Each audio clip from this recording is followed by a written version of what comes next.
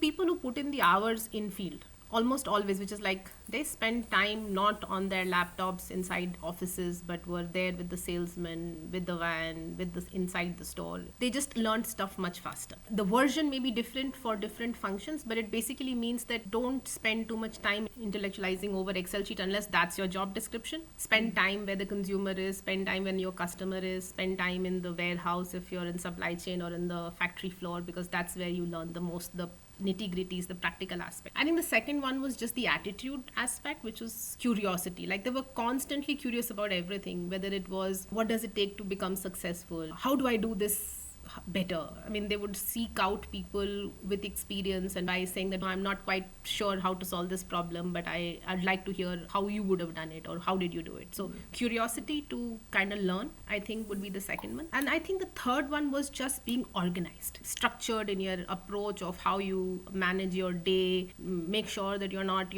missing deadlines. If you start to not have the basic hygiene stuff, you just set off a very bad impression very early on. And then, it takes years of work to fix it, to tell people that no, you can't. That's one part. But I think it's also because genuinely you have so many things that will hit you at any point in time that when you're not structured about how you run your day, your week, your month, you're going to end up missing out on important things, focusing your attention on, tiny elements, whereas you should have spent your time doing something else. So I guess those three things, which is, spend time learning practical stuff, not bookish stuff, because that's where real work happens. Curiosity to learn whatever, wherever, and however, and being organized.